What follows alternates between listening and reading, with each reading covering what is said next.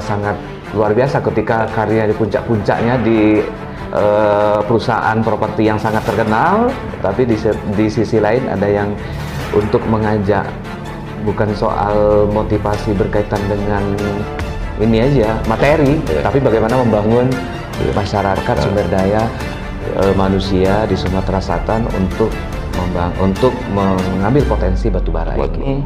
Potensi batubaranya itu hampir 50% cadangan nasional. Jadi 5% itu ada di Sumsel. Kalau di Kalimantan itu ada 4-5 provinsi, tapi di Sumsel ini cuma 1 provinsi. Nah, saya ambil telur sama ayamnya, Barang dua-duanya.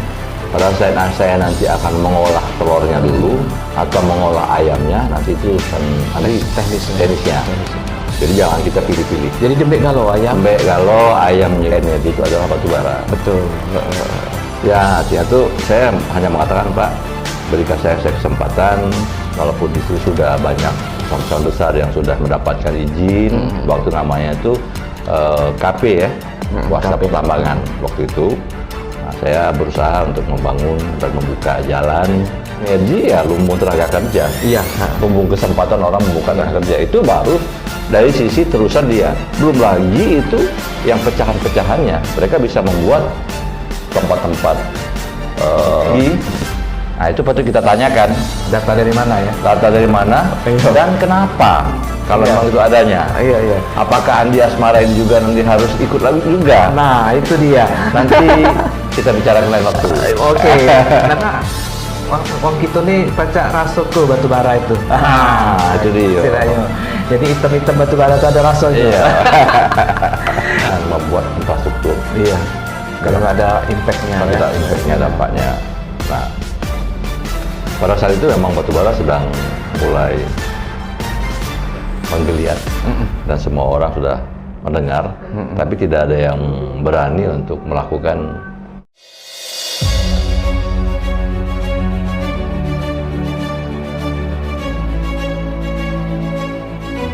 Assalamualaikum warahmatullahi wabarakatuh. Kembali bersama saya Dr. Pirko dalam PWI Sumsel Official, dulur-dulur PWI se-Indonesia.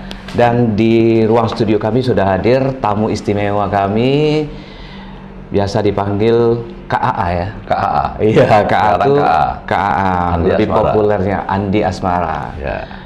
Ini Kak Andi Asmara ini sangat populer di Sumatera Selatan dan banyak sekali kegiatan-kegiatan beliau, tapi core-nya adalah pebisnis beliau. Insya Allah. Kalau saat ini insya Allah caleg dari Perindo. Ya.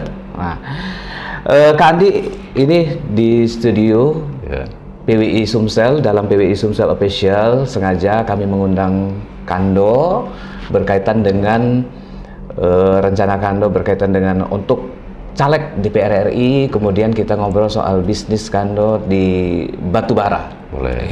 Kan minum kopi rasa batubara kayak. Iya. Ini kopi apa batubara? Cicip dulu. Cicip dulu, Kak. Oh iya. Oke, dulur-dulur PWI se-Indonesia, Pirko. kita bersama saya Dr. Pirko dengan Kak Andi ini, saya manggilnya Kak Andi aja nih. Kak Andi Asmara memang sudah sangat dekat dengan wartawan, dan beliau ini siapa yang tidak tahu wartawan kan, sahabat-sahabat wartawan, karena gampang diwawancarai, gampang dihubungin, apalagi kalau udah ngomong soal batubara. Soal batubara memang kewenangan dan ini apa pengetahuan dia yang soal batubara, karena bisnisnya dari awal dulu sampai sekarang menjadi ketua Asosiasi Pertambangan Batubara Sumsel, Sumatera Selatan ya. Oke, mungkin bisa dijelaskan Kak Andi ya, awal-awal ini kita lebih ke awal lagi ya, boleh. Untuk kaitan dengan batubara dengan berbagai potensi yang luar biasa di Sumatera Selatan ini, sehingga sampai sekarang Kak Andi memang konsen untuk di pertambangan batubara. Kalau jurusannya kan nggak batubara, Kak. Bukan. Mesin kan. Silakan Kando ya. Baik, selamat pagi. Terima kasih Adinda Dr. Pirko. Siap. Ini adalah junior saya, ketua PWI Sumsel. Ini ada pagi ini diundang untuk mengisi acara PWI Official. Ini satu kehormatan bagi saya pagi ini. Ya. Baik, itu adalah perjalanan sebetulnya, dan juga panggilan, juga sekaligus tantangan. sampai saat saya dipertemukan, dikenalkan dengan nama batu bara. Batu bara. Dan di Lahat. Di Lahat. Ya. Waktu itu. Ya waktu itu saya masih dalam. Itu 20 tahun yang lalu ya? Itu, ya saya sebenarnya mulainya itu persis saya mendirikan badan usaha untuk batu bara ini tahun 2003. 2003. Berarti persis 20 tahun. 20 tahun benar, 20 tahun yang lalu saya bilang itu. Karena kemarin itu kita baru memulai. Tapi kita mulai produksi itu kita di tahun 2007 awal persiapan. Kita sudah mulai produksi di tahun 2008 April. Oke. Ya, jadi persis banget 2020 tahun ya. 20 tahun yang lalu, ini 2023 pas. Ya mengawali itu karena saya diajak dan diminta oleh tokoh masyarakat Sumsel saat ini. Dan juga dorongan dari keluarga juga tentunya. Iya. Pada saat itu memang pilihan yang sulit bagi saya. Oh iya? Iya, sulit sekali itu. Kenapa itu sampai pilihan sulit? Pada saat itu saya sedang dalam masa puncak pekerjaan. Oh iya. Saya waktu itu ya bergabung bersama developer besar. Ya kalau saat ini mungkin pernah mendengar Agung Sedayu Group. Iya betul. Nah saya Property terakhir ya property dan development, developer. Nah, saya bekerja di sana sampai untuk izin pun saya cukup lama mempersiapkan transisinya. Iya. Jadi dimulai dari panggilan dan keinginan juga, tantangan memang tentunya berat sekali pada saat itu. Tapi saya memang ingin kembali dan membangun Sumsel. Iya, itulah tekadnya ya. Itulah tujuan dan tekad utamanya. Iya. Cuma kalau di pekerjaan sebelumnya belum tentu berperan berkaitan dengan pembangunan di Sumatera Selatan. Betul. Kira-kira seperti itu. Itu mungkin untuk diri saya pribadi udah cukup menimba pengalaman dan informasi, link dan hubungan. Jadi kembalilah saya ke Sumsel setelah saya juga tumbuh dari kecil, saya lahir, tumbuh besar sampai saya menamatkan sekolah sama di Unsri ya. Nah itu saya melanglang buana mencari pengalaman dan mencari bentuk jati diri. Akhirnya saya memenuhi panggilan untuk Sumatera Selatan. Untuk membangun batu bara tadi. Untuk main batu bara tadi. Oke. Jadi motivasinya memang luar biasa ya. Satu memang pentingan lokal Sumatera Selatan untuk development lah, pemberdayaan masyarakat Sumatera Selatan dengan menggali potensi sumber daya alam yang sudah nyata yaitu batu bara. Saya pikir itu sangat luar biasa ketika karya di puncak-puncaknya di perusahaan properti yang sangat terkenal, tapi di sisi lain ada yang untuk mengajak bukan soal motivasi berkaitan dengan ini aja materi, tapi bagaimana membangun masyarakat sumber daya manusia di Sumatera Selatan untuk mengambil potensi batu bara ini. Iya. Setelah itu berlanjut Kando ya di bisnis batu bara dan memang sampai saat ini ternyata pilihan yang tepat kali kayaknya. Ya, alhamdulillah. Yang penting kita bersyukur. Amin. Karena nanti nikmatnya ditambah lagi. Iya betul. Ya, karena artinya dari mengeksplor batu bara di Lahat itu ada dampak-dampak positifnya juga Kak. Ya. Kira-kira apa aja itu? Ya, jadi sedikit saya ulas bahwa di Sumsel ini potensi batu baranya itu hampir 50% cadangan nasional. Jadi 5% itu ada di Sumsel? Ada Sumsel. Kalau di Kalimantan itu ada 4-5 provinsi, tapi di Sumsel ini cuma satu provinsi. Iya. Ya kan? Kalau di tempat lain nyebar. Nyebar, kita satu provinsi. Jadi besar sekali potensinya. Nah, dari situ saya melihat bahwa memang ini ada potensi, jadi ada opportunity. Hanya saja pada saat itu saya datang dengan tidak membawa apapun. Artinya saya bukanlah seorang yang berpengalaman dan ahli di bidang batu bara, khususnya di dunia pertambangan itu awam sekali. Betul. Dan sampai saya ditanya apakah saya juga membawa modal, saya bilang juga tidak. Tapi yang saya bawa adalah semangat dan tekad. Semangat dan tekad. Semangat dan tekad. Dan memang kalau kita sering dulu kalau kita ngobrol-ngobrol ya, telur ayam. Iya. Mana yang duluan? Yang duluan. Itu teka-teki saya dulu. Nah, kalau saya enggak, saya ambil telur sama ayamnya. Bareng dua-duanya. Padahal saya nanti akan mengolah telurnya dulu atau mengolah ayamnya, nanti itu urusan nanti teknisnya. Jadi jangan kita pilih-pilih. Jadi dembek galau ayam. Dembek galau ayam jadi dembek, telur jadi dembek. Ya kan kalau pacak dimakan, ayamnya dimakan. Ayo. Jadi kalau nak cepat kita telurnya gitu goreng dulu. Nah, ini baru ini namanya.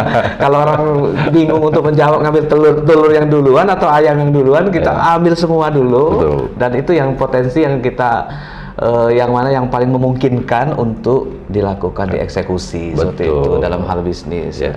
Jadi Kak Andi sekarang kan lebih sangat populer, terkenal lah berkaitan dengan batubara. Kalau orang ingat batubara ingat Pak Andi kan, bukan ingat perusahaan-perusahaan batubara lain lagi kan. Iya, ingatnya Kak Andi karena sebagai ketua Asosiasi Pertambangan Batubara Sumatera Selatan. Artinya memang kiprahnya dalam hal ini bukan semata-mata bisnis untuk mencari keuntungan, tapi bagaimana memberdayakan masyarakat lokal, terutama di tempat penggalian atau di tambang-tambang itu. Kira-kira konsepnya seperti apa Kak yang dilakukan oleh Kak Andi untuk pemberdayaan itu? Jadi pada saat itu saya datang memang tidak ada infrastruktur sama sekali ya.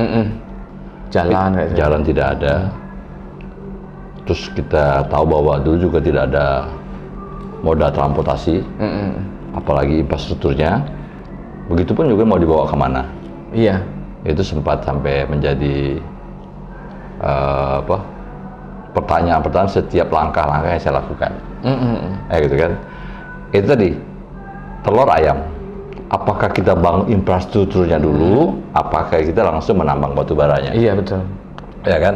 Pilihannya kan antara itu. Iya. Saya katakan bahwa orang pada saat itu batubara memang belum ada yang tahu, belum banyak yang tahu. Saya mengerjakan menambangnya dulu. Jadi ayamnya yang saya masak dulu. Baru telurnya. Ya, karena saya pikir kalau telur ini nanti akan saya tetaskan. Betul. Dan akan berkembang. Memang ternyata sampai saat ini telurnya sudah menetas.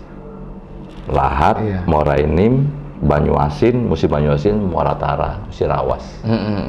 Bertelur dia. Dia itu lokasi-lokasinya Kak ya? Iya, tambang-tambang batu bara itu dulunya hanya ada satu di Muara Enim. Di Muara Enim, PT Batubara Bukit Asam, PTBA namanya. Itu adalah salah satu-satunya BUMN batubara.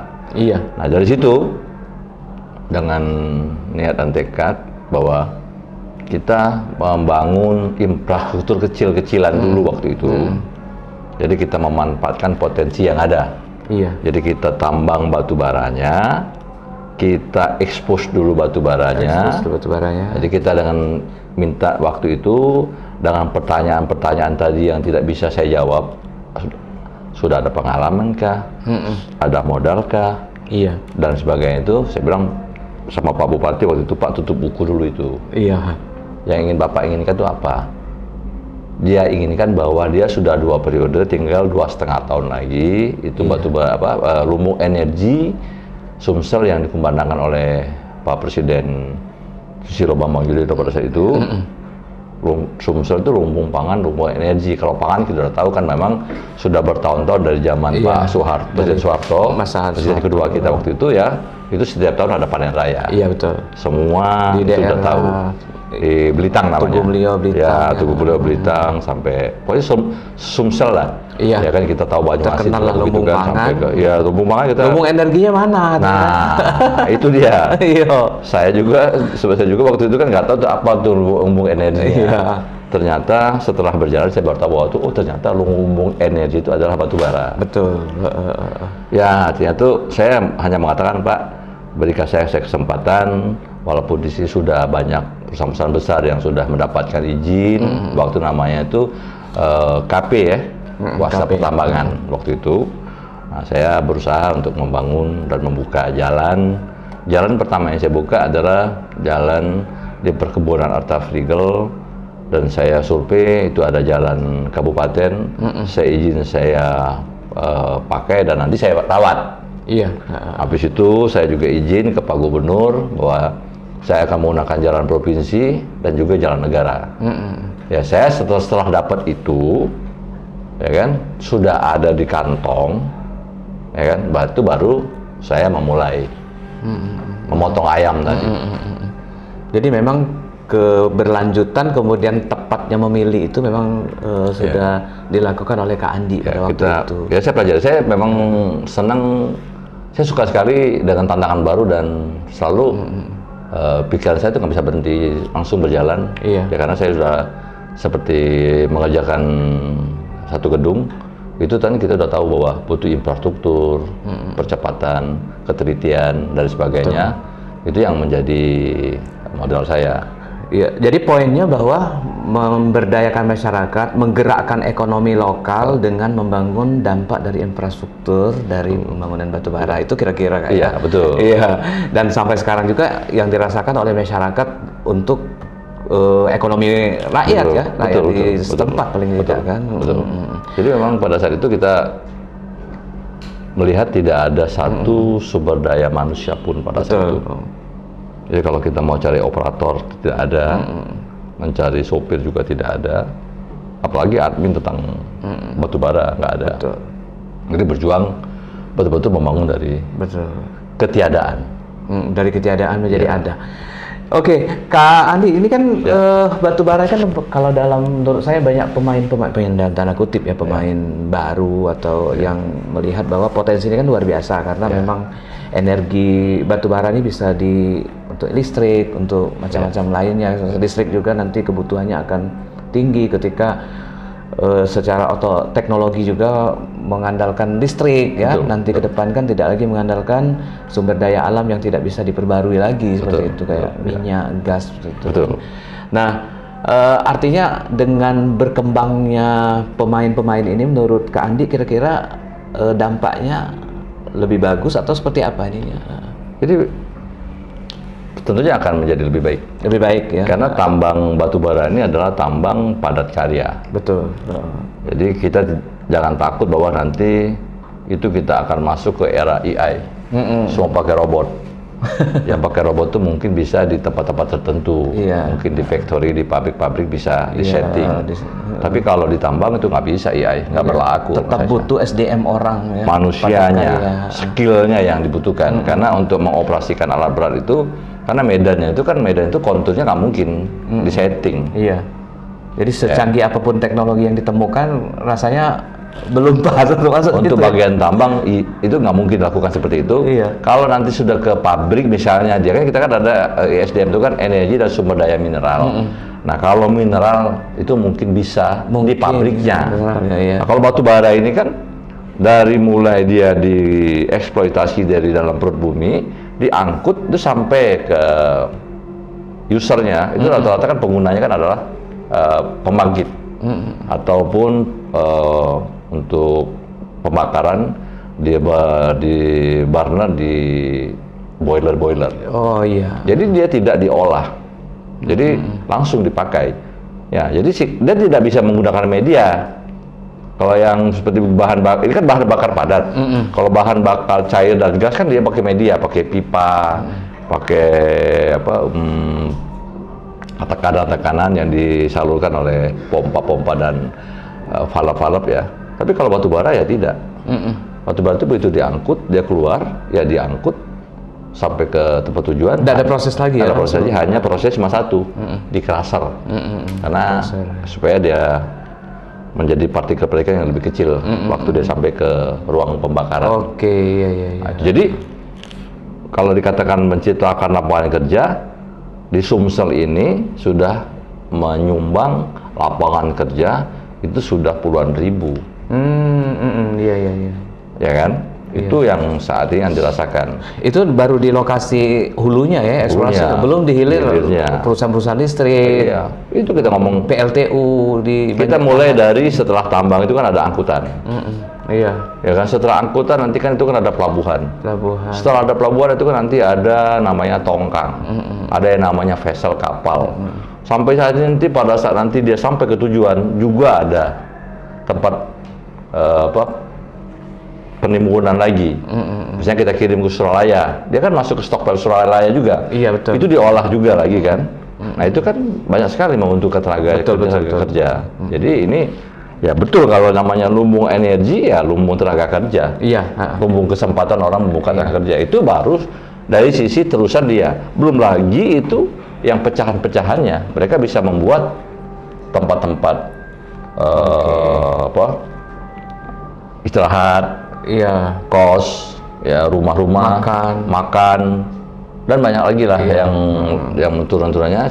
Sehingga saat ini boleh bilang kalau sampai ada yang mengatakan angka kemiskinan di Sumsel ini 2 digit ya, 10. 2 digit tertinggi. Nah itu patut kita tanyakan. Data dari mana ya? Data dari mana dan kenapa? Kalau memang itu adanya. Iya. Apakah Andi Asmara ini juga nanti harus ikut lagi juga? Nah, itu dia. Nanti kita bicarakan lain waktu. Oke. Nanti setelah di Senayan deh kan, Doi. Habis di Senayan, ya kan? Nah, baru kita ngobrol. Iya, kita uliknya kalau di Senayan lagi. Kita jelik nih ini. Antar kaku dulu ke Senayan.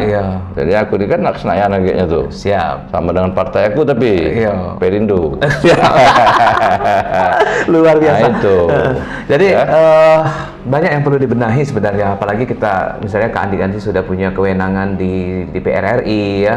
Jadi nyambung dengan kondisional di Sumatera Selatan lokal yang memang pada dasarnya masih ada masalah-masalah seperti itu, seperti tingkat kemiskinan dan nyambung juga berkaitan dengan penyerapan tenaga kerja lewat perusahaan bisnis batubara seperti yang diceritakan Kak Andi tadi, dari hulu ke hilir sampai pada buru-buru, tingkatan penggunaannya itu yang luar biasa ya, yang menyerapkan tenaga kerja yang saya pikir mungkin jutaan orang udah ya. Wah, udah jutaan orang. Hanya aja mungkin bagaimana konsep ini memang bisa lebih sistematis seperti itu ya. Oke, Kando, kita masih di soal batu bara ini. Kalau nggak bisa becak ya nih. Sikok lagi nih. Saling minum dulu. Nggak apa-apa. Memang perlu di. Bismillah. Kalau nyerap tenaga kerja, infrastruktur udah oke. Memang saya udah paham. Jadi masyarakat Sumsel itu memang perlu paham ya. Betul. Apalagi kata Kando tadi 50% dari cadangan nasionalnya ada di Sumatera Selatan. Iya. Bagaimana wong kita nih pacak rasuk ke batu bara itu. Itu dia. Istilahnya. Jadi item-item batu bara itu ada rasanya. Iya. Kando, ini berkaitan dengan recovery lingkungan hidup. Kira-kira kakak kan pasti sudah punya konsep juga seperti itu. Apa yang jadi program menyangkut recovery lingkungan terutama di pertambangan ini, paling tidak yang di lokus yang tempat Kando itu dulu. Ya, jadi memang awal-awal memang kami akuin bahwa lingkungan itu sangat berdampak ya, khususnya bagi pengguna jalan. Itu 5 tahun terakhir, yang 5 tahun pertama itu kita memang belum punya tempat atau belum punya jalan yang akan kita pakai, kita gunakan. Tapi 5 tahun kemudian itu sudah terbentuk jalan. Jadi waktu saya membangun industri pertambangan yang kita kenal lumbung energi, saya lihat bahwa memang kita di Sumsel ini itu handicapnya itu adalah jarak angkutan kita. Batunya kita berlimpah, tapi itu dengan yang katanya itu Tuhan, jadi cost juga ya? Ya itu dengan Tuhan adil. Barangnya banyak, bawanya jauh. Mutunya banyak, barangnya jauh. Ya kan? Nah, sehingga kita dari awal saya sudah melihat bahwa itu tadi karena saya punya pengalaman di dunia developer, termasuk untuk developmentnya, pengembangannya. Jadi infrastruktur itu penting sekali. Betul. Kita tahu. Tapi kita kembali telur ayam kan. Mana ada investor mau datang ke sini kalau dia hanya membuat infrastruktur. Iya. Kalau nggak ada impact-nya ya. Tidak impact-nya, dampaknya. Nah, pada saat itu memang batubara sedang mulai menggeliat dan semua orang sudah mendengar, tapi tidak ada yang berani untuk melakukan eksploitasi dan dibawa kemana. Nah, itu makanya kita melakukan eksploitasi, kita undang beberapa investor dan kita ajak mereka untuk membuat jalan. Nah, jadi pada saat tahun 2008 batubara lahat, PT Batubara itu mulai produksi, itu saya bersama mitra itu, ya, itu sudah mencanangkan itu untuk membangun jalan khusus batubara. Jalan khusus batubara yang ke Serpu ya? Ya, itu namanya, itu partner saya pertamanya itu PT Sirpu. PT Serpu. Ya, jadi bayangkan, batubaranya belum ada, belum banyak keluar, yang mana modalnya juga seperti tadi saya bilang kan besar sekali. Ya kan, ayamnya juga belum kita olah banyak, sementara telurnya sudah harus netas. Betul. Akhirnya kita bangun jalan khusus batubara waktu itu. Biayanya juga kira-kira, sampai orang bilang tuh saya mengatakan itu tuh nggak masuk akal. Nah, ya kan? Tapi ya itulah. Triliunan, Pak ya? Iya, itu saya mengatakan waktu itu kan 2,5 sampai 4 triliun. Itu saya bilang tuh impossible. Terlalu besar lah harapan Cost-nya, itu. Dan terlalu, boleh dibilang tuh mission impossible lah. Nggak masuk akal lah dikerjakan itu. Tapi saya melihat, dihitung dari pembangunan infrastruktur dengan riset yang ada, Jumlah batubara itu yang nggak ada artinya sebetulnya. Iya, betul. Tapi siapa yang mau memulainya dulu? Yang mau invest, Iya. bangun pertama itu. Makanya segala sesuatu itu kita jangan takut untuk memulai. Nah, kita mulai. Seperti tadi kan, bagaimana cara kita memproduksi perdananya, baru kita panggil investor, baru kita panggil orang yang mengerti tentang batubara itu, tidak lama datang. Iya. Begitu dia datang ke lahat, dia lihat ada segunung batubara, justru dia kaget. Kenapa tidak dijual? Iya, maksudnya itu ini kok benar ada, ya kan? Iya. Wah, baru kita kerjasama. Betul, baru kita ada mitra bangun. Ya, akhirnya tahun berikutnya kita sambil berjalan kita membangun infrastruktur. Yang lain juga tadi, itu tadi akhirnya telurnya tuh, Iya. ya kan? Dan dia juga merasakan dampaknya telurnya itu kan? Iya, jadi telurnya itu kan Netes. 21 hari itu netes semua. Netes, Rupanya yang dierap itu banyak. Sekarang udah netes semua itu telurnya. Ternyata investor jalan juga dapat dari anak-anak telur itu. Dari telur itu kan? Ya. Alhamdulillah. Dan Iya. selanjutnya kita juga sekarang sedang mendorong PT KAI untuk menyelesaikan double track ya. Yang saya sering bercanda. Iya. Mungkin dulu waktu saya masih di kandungan ibu itu double track udah dicanangkan. Iya. Ya kan? Iya. Saking lamanya. Saking lamanya. Begitu saya sampai di membuka batubara itu belum ada cerita. Masih perencanaan juga. Tapi alhamdulillah dengan kita dorong, kita kerjasama, masuk dengan PT BA juga saat ini yang tergabung di dalam Asosiasi Pertambangan Batubara Sumsel. Ya, batubara itu kan artinya itu cuma satu, dia akan bernilai setelah dia sampai ke pelabuhan, itu baru dia ada bernilai. Karena para buyer itu akan melihat itu. Iya, betul. Kalau masih di dalam tanah gimana? Iya. Ya kan, semuanya masih dalam tanah kan. Ya, itu belum berbentuk telur ayam. Iya. Nah, jadi Harus digali. Jadi alhamdulillah kita membangun itu dan kita memperkecil. Saat ini juga kita sudah tidak lagi menggunakan jalan dari Morainim sampai ke Palembang. Kita juga hanya menggunakan sebagian kecil saja, itu dari internal kita di Morainim Lahat. Kita sudah mengoperasikan jalan khusus dan saat ini kita sudah moda transportasi batubaranya juga sudah mulai jalan dan tolong doakan. Amin. Ini ada telur lagi mau netes.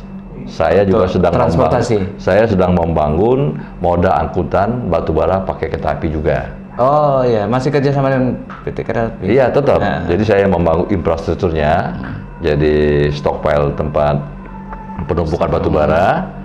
Nanti setelah itu kita bawa ke pakai kereta api itu ke pelabuhan yang ada di Palembang. Oh iya, mudah-mudahan, amin ya rabbal Jadi alamin. akan seperti itu. Ini akan menetas juga berarti telur ya kan? Akan saya tetaskan lagi yang akan datang, tapi jangan diceritakan sekarang. Iya, walaupun udah ngomongin. Iya, karena dia ada lagi cara-cara yang bisa mengeksploitasi dan mengangkut batu bara ini, karena batu bara kita ini, saya bercita-cita itu minimal 200 sampai 250 juta per ton.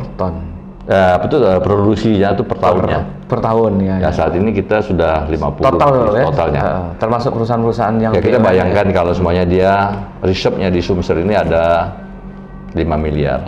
Kalau hanya dia 50 juta per tahun, itu kita berapa kali hidup? Iya. Untuk habis 1 miliar aja. Nah, lama kan? Lama, iya. Tapi ada batasan kan sekarang kan sudah ada konvensi dunia kan bahwa ada pembatasan penggunaan bahan bakar padat ini. Nah, kalau ini sampai terjadi, ya nanti tidak ada nilai lagi. Betul, betul. Nah, itu makanya nanti kita siapkan lagi modal-modal yang lainnya. Mudah-mudahan saya juga bisa membantu Sumsel itu bisa lebih baik lagi dan ekonominya betul-betul untuk mensejahterakan masyarakat. Amin. Amin. Jadi sekarang relatif kalau kita lihat di jalan itu lebih lebih nyaman lah. Lebih nyaman dan ramai. Ada perbedaan. Ramai. Iya. Ramai. Di Indo Dokter, dulu waktu pertama kali datang itu jarak 10 kilo, itu belum tentu kelihatan kendaraan. Iya, sekarang udah rame. Iya, waktu saya tahun 2003 itu dari Palembang ke Lahat, saya tembus bisa 2,5 jam, 3 jam paling lama. Iya. Itu karena bawa mobilnya saya kosong, apalagi malam hari. Iya. Itu bisa 20 kilo kalau kelihatan mobil. Kalau sekarang ini, ya kan, menjam sedikit udah di depan ada mobil. Artinya yang punya mobil makin banyak. Nah, coba kita cek ke dealer-dealer mobil. Yang pasti PAD-nya kita di Sumsel itu pasti meningkat. Kita berapa sampai 10 triliun, berapa sekarang ya? Bayangkan APBD. Kan? Iya. Dulu kita kan nggak nyampe 5 triliun kan. Contohnya Lahat aja waktu saya datang pertama kali itu cuma 700-an miliar. Sekarang sudah sampai 2,8. 2,8 ya? Tembus Lahat ya. Bayangkan. Lahat. Bisa nggak kebayangan seperti itu? Iya. Jadi pertumbuhan jangan kelamaan. Mayang kedua minum lagi ya? Iya. Mayang kedua 2 triliun tadi kan, 2,8 triliun APBD untuk pembangunan masyarakat ini di Lahat. Oke lah, pokoknya kalau ngomong batu bara sama Kak Andi ini sudah. Iya, sudah karena memang bidang Nia ini di batu bara. Jadi dulur-dulur PWI se-Indonesia masih dengan Kak Andi. Kita di PWI Sumsel Official. Kalau tadi ngomong batu bara, next kita akan ngomong soal calon DPR RI yang akan merebut kursi di Senayan. Tapi tunggu dulu, kita minum dulu bentar. Oke.